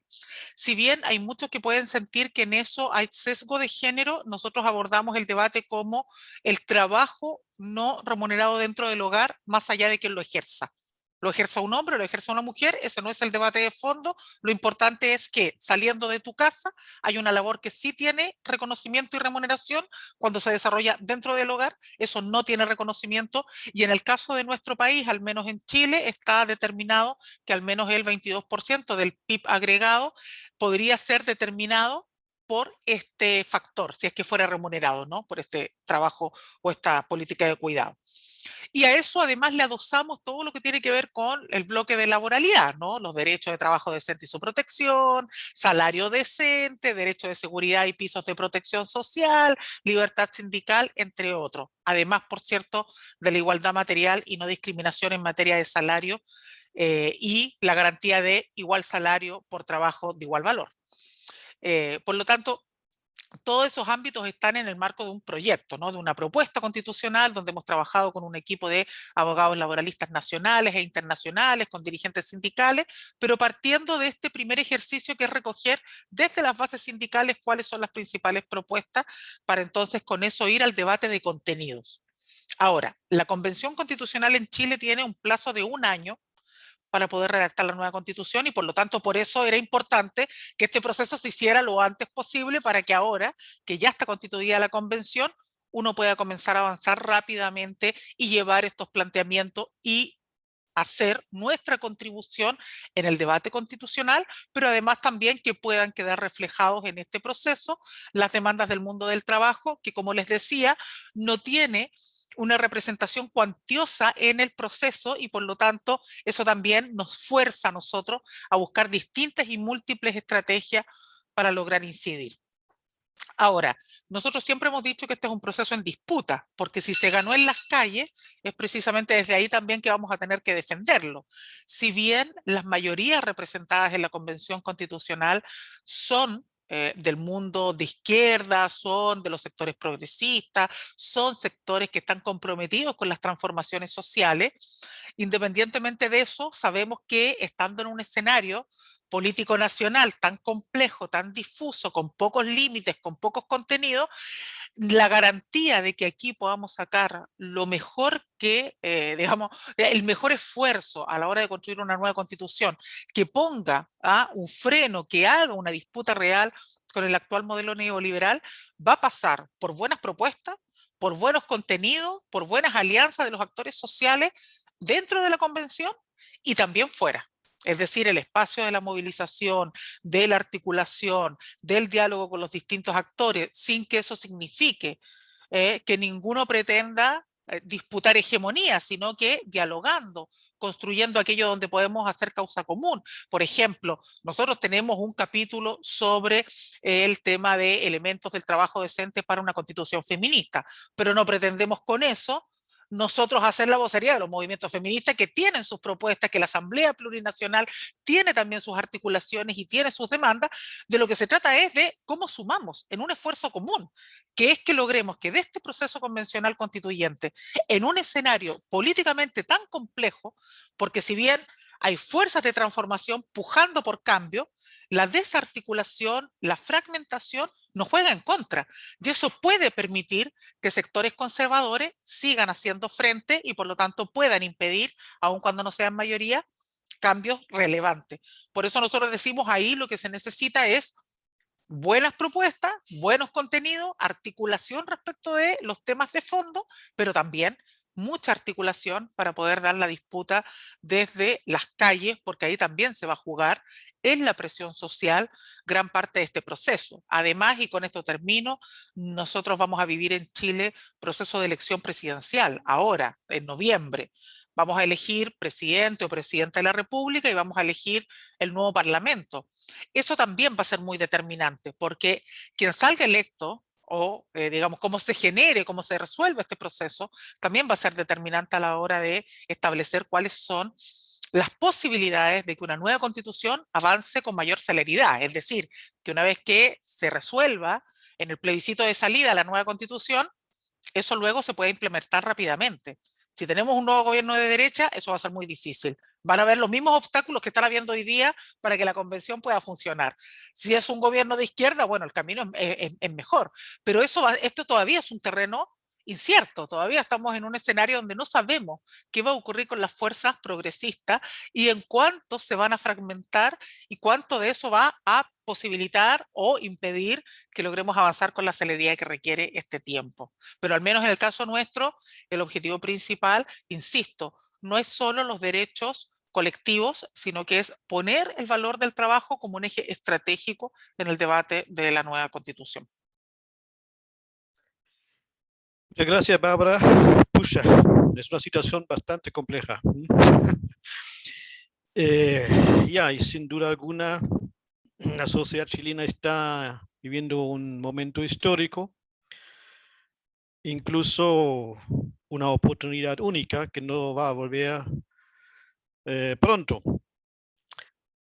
Pienso que estoy hablando en nombre de todos y todas, que esperamos a todo corazón que se pueda acordar una nueva constitución verdaderamente democrática, que ofrezca al pueblo chileno toda la oportunidad, una base sólida para un desarrollo socialmente justo, económicamente viable y ecológicamente sostenible. Entonces estamos con ustedes, desde lejos. Gracias. Bueno, ahora vamos a las preguntas del público. Verónica ya está. Alá, por favor, te paso la palabra. Bueno, buenas noches, buenos días, buenas tardes de mi parte. Ya tenemos unas preguntas del público y vamos a empezar con una pregunta a Silvio. Y también, si ella quiere, también Rosanne puede decir algo después. La pregunta era si los sindicatos participaron en las distintas mociones de destituir a Bolsonaro y qué están esperando como resultado de ese proceso. Primero, Silvio puede decir algo y después vamos a conseguir con Rosanne.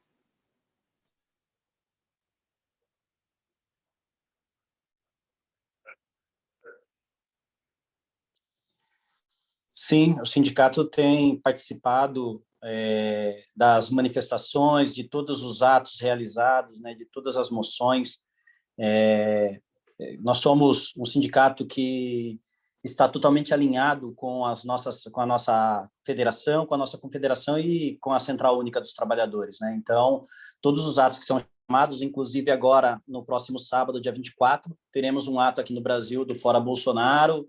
Então, o sindicato está presente em todas essas ações e de forma conjunta com os demais sindicatos e também com o movimento sindical, inclusive fortalecendo aqui na nossa cidade os movimentos em conjunto com a sociedade civil, dando todo o suporte, toda a estrutura para a militância que sofre tanto com as barbáries desse governo fascista, e é papel fundamental do sindicato estar presente nessas trincheiras.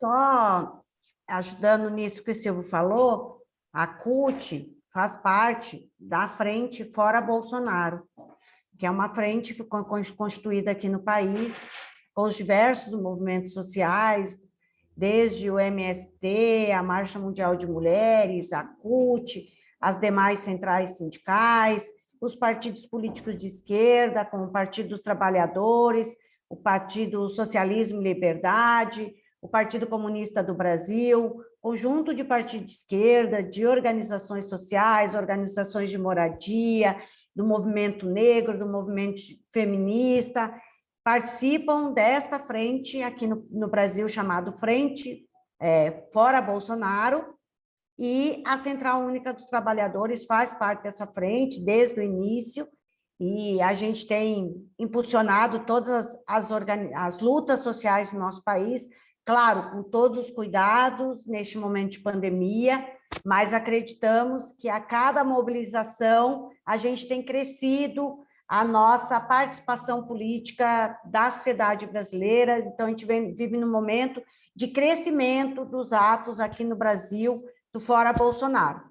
E aí, hoje a gente vive aqui no país também uma CPI, que é uma comissão interna de apuração de inquérito do Congresso Nacional, aonde está desvendando todos os objetivos do governo Bolsonaro em relação à pandemia, porque o governo Bolsonaro tem uma política estratégica de manter a pandemia em curso no país, porque é isso que garante a sua governabilidade, porque o povo fica com medo, muitas vezes, de ir à rua, de protestar por causa da pandemia, e é isso que dá sustentação política para o governo Bolsonaro. Teve toda uma política aqui no país de retardar a vacina, de fazer automedicação com produtos, né, com medicamentos que não cumprem o seu papel. Então, fruto de todo esse processo, a gente, o movimento social organizado, decidiu, mesmo com todos os cuidados, com todos os limites que é fazer mobilização em períodos de pandemia, estão ocupando as ruas, e tem sido um processo muito interessante, com a presença muito forte das mulheres, dos negros e da juventude. ¿Y ya pueden decir qué están esperando de este proceso?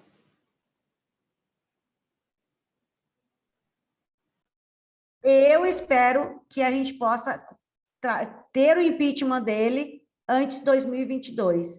E em 2022, a gente consolide essa vitória elegendo Lula presidente.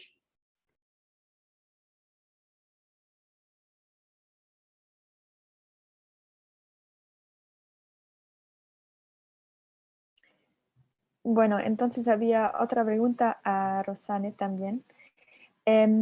Sí, voy a leer la pregunta, es un poco larga. El concepto de sindicato ciudadano es visto por algunos estudiosos y dirigentes como la puerta de entrada para la organización de las mujeres en la CUT y de parte de la población excluida del mercado laboral, como son los jóvenes afrodescendientes y población LGBTQIA. ¿Cuál es tu opinião sobre ello? Primeiro, obrigada, companheira Deise, que fez a pergunta. Deise foi secretária de Mulheres da Contraf CUT, e hoje é uma estudiosa aí do tema de gênero, então um beijo grande para a Deise. E, com certeza, esse conceito de sindicato cidadão, que inclusive o Silvio trouxe na primeira fala dele, trabalha exatamente com o conceito de solidariedade de classe, de a gente construir um espaço que o sindicato seja um espaço que os trabalhadores se enxerguem nesse espaço, que os trabalhadores se sintam acolhidos nesse espaço.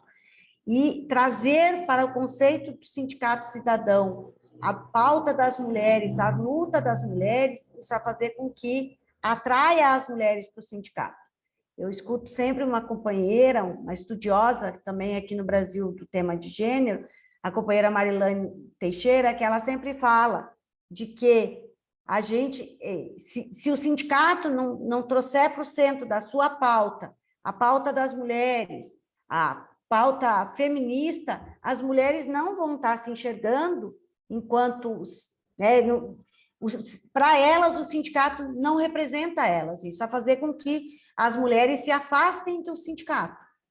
No momento que o sindicato incorpora na sua agenda do sindicato, e não só as mulheres, a luta das mulheres, a pauta das mulheres, a pauta como creche, como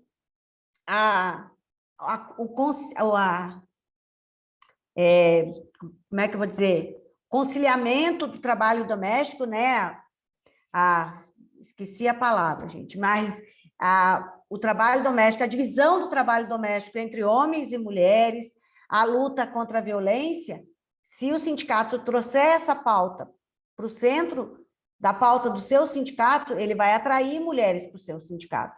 E é este conceito de sindicato cidadão que a gente trabalha aqui no Brasil, que não é um sindicato que vai oferecer serviço para as pessoas, mas atrair as pessoas para atuar de forma solidária dentro do sindicato, construindo junto, coletivamente, dentro do sindicato, a luta social, seja a luta da moradia, seja a luta da terra, seja a luta das mulheres, seja a luta dos negros, seja a luta dos jovens, e esse conceito de sindicato cidadão tem tudo a ver com a nossa luta, assim, das mulheres, dos negros, dos jovens, da comunidade LGBTQIA+.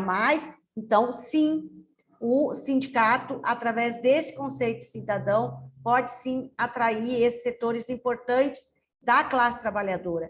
Não somente importantes, mas se a gente for colocar, de fato, no papel hoje, a maioria da classe trabalhadora do nosso país é feita de mulheres, negros, comunidade LGBTQIA+. Então, um sindicato que quer representar a classe trabalhadora, ela tem que incorporar essa pauta, senão ela não representa o conjunto da classe trabalhadora.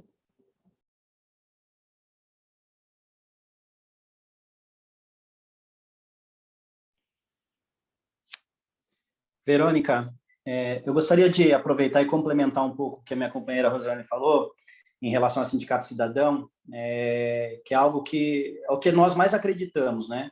Dentro da política de solidariedade, de trazer, de fato, a sociedade próxima ao movimento sindical. Essa é a ferramenta que nós acreditamos e incorporamos aqui desde os anos 90.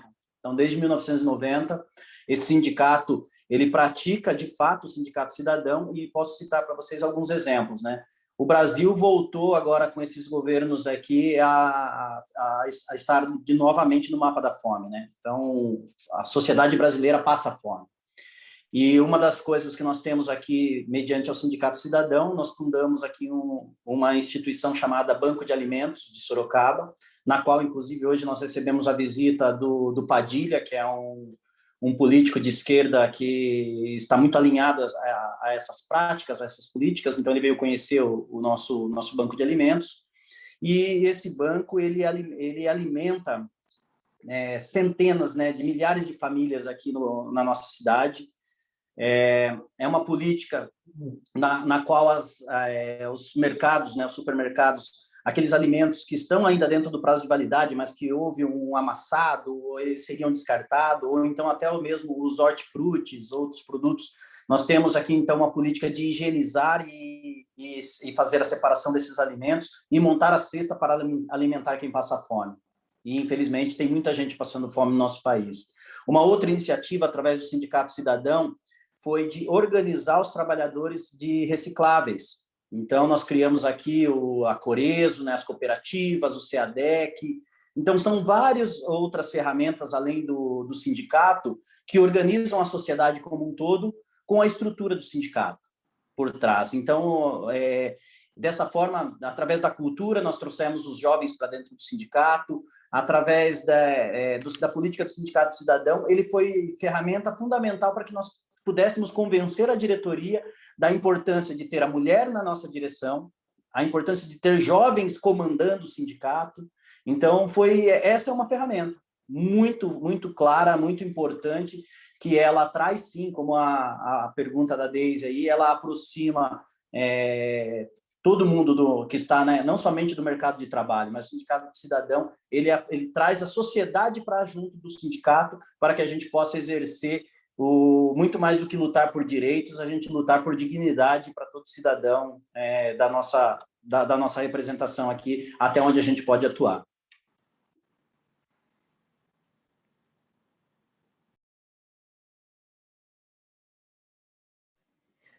Sí, bueno, muchas gracias por su trabajo.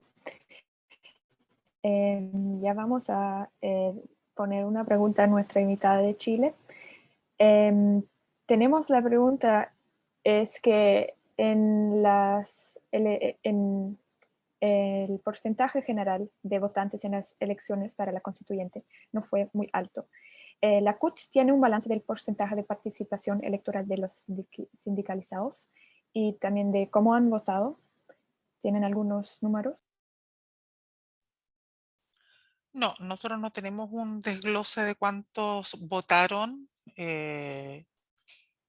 siendo, digamos, sindicalizados. Nosotros no tenemos registro nacional, tenemos un registro propio y hay un registro del Ministerio del Trabajo, pero que es muy desprolijo. Yo diría que lo más cercano a tener un balance o digamos, una estadística real de afiliación es lo que hemos ido construyendo nosotros a través de los nuevos medios de información, de informática, ¿no? Con las nuevas tecnologías, pero no tenemos un registro. Ahora, en el proceso convencional constituyente, en el plebiscito, votó el 50% del padrón, que es bastante, es alto respecto de lo que venía siendo la tendencia desde que el voto es voluntario en Chile.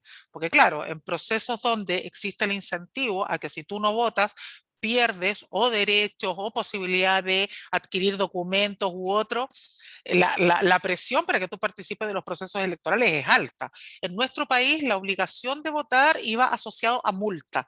Si tú no votabas, luego eras multado, ¿no? Había un cobro de dinero. Pero en realidad eso no operaba. Entonces, claro, en la medida que se fue percibiendo eso por parte de la población, desde los 90 hasta la fecha, la participación electoral fue mermando y ya fue mucho más fuerte la baja en la participación electoral cuando se hizo el voto voluntario y en la última elección municipal, que fue donde votó un porcentaje muy magro de la población. Sin embargo, en el proceso del plebiscito, que se hizo en medio de la pandemia, nosotros tuvimos el plebiscito el día 25 de octubre del año pasado, en pleno proceso de pandemia o con pandemia mediante, la participación fue sobre un 50% del padrón electoral, lo que es muy bueno para lo que veníamos viviendo. Y ya en la elección de los convencionales constituyentes y ahora en la elección, o sea, en la elección convencional constituyente, que además fue junto con la elección de los alcaldes y alcaldesas y los consejos municipales. Y en la elección de los gobernadores y ahora en la primaria presidencial de algunos sectores, se ha visto una participación que es más restringida, ¿no? Pero ¿qué es lo importante? Yo diría que ahí hay un elemento que para nosotros al menos es relevante, que comienza a variar la edad de los votantes. Si bien lo que tradicionalmente votaba en nuestro país era las personas adultos y adultos mayores, hoy día se comienza a expresar una franja de votantes entre los 35, 40 años e incluso cercana a los 25. Por lo tanto, acá no solo, para nosotros al menos, no solo es importante cuánta gente vota, sino también quiénes están hoy día participando. Porque eso también da cuenta de quienes hoy día miran con atención los procesos que se están viviendo en nuestro país. Y ahí hay un gran desafío para el mundo sindical.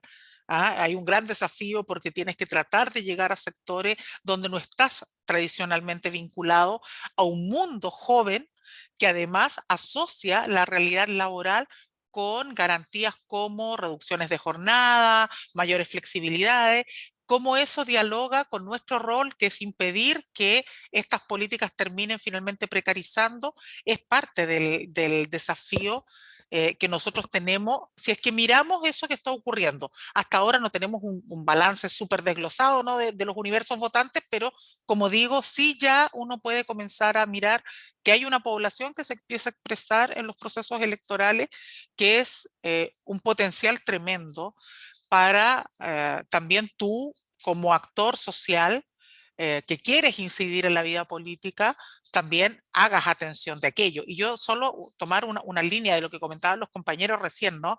Yo creo que todos vivimos procesos que a veces no son tan fáciles en nuestras estructuras. Yo fui la primera presidenta mujer en la organización, una organización que es centenaria, ¿no? Que es fruto de la formación de la mano del Partido Obrero Socialista, la FOCH, que fue creada por Luis Emilio Recabarren, que es el fundador del movimiento sindical en Chile. Nunca antes del 2012 recién tuvo una presidenta mujer. Hoy día tenemos nuevamente una presidenta mujer. Y esos son saltos importantes. Hoy día tenemos más participación de mujeres también en nuestros consejos directivos. Nosotros tenemos por norma 1/3 de representación de mujeres en nuestras estructuras sindicales. Sin embargo, estos no son procesos que dialoguen rápido con nuestras estructuras, no son dinámicos. Y creo que es parte de los desafíos que tenemos. Incorporaciones de cuotas de jóvenes que no en todos los espacios existen, el reconocimiento de la necesidad de tener también incorporación plena de las disidencias o de la diversidad sexual, las comunidades LGTBIQ+, pero también de estas políticas o estas miradas no binarias, ¿no? Que también hoy día están muy fuertes instaladas en el mundo de la juventud y que a veces a nosotros también nos cuesta reconocer. Me parece que ahí también hay desafíos para el mundo sindical, sobre todo si queremos ir de la mano con el reconocimiento de los procesos que viven nuestros países, que implican no dejar de ser lo que somos, sino que ser capaces también de mirar y de incorporar miradas diversas en un mundo que desde lo tradicional muchas veces no tiene una capacidad de dialogar de manera fluida con estos otros espacios, realidades, contrapartes, ¿no? A veces cuesta y creo que eso es parte de los desafíos que tenemos y lo vinculo precisamente a lo que nos pasa a nosotros acá en Chile, que es mirar un mundo que se está expresando en los procesos electorales que es bastante más nuevo, ¿no? Que no era el que se expresaba tradicionalmente. Sí, muchas gracias. Entonces les deseo mucho éxito también en su proceso con la Constitución.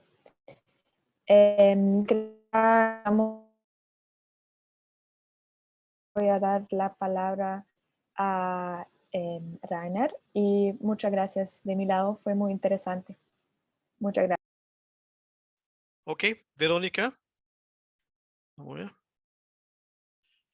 Si estoy en el canal correcto. Sí. Bueno, gracias, Verónica.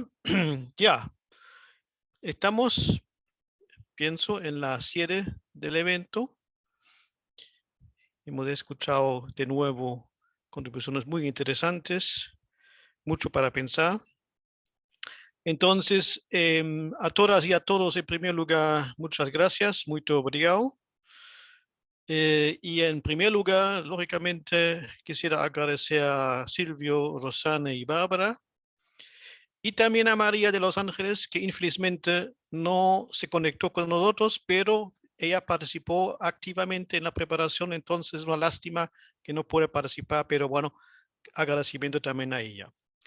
Gracias también al público, 40 y tanta gente he visto, que nos siguió por Zoom y por Facebook.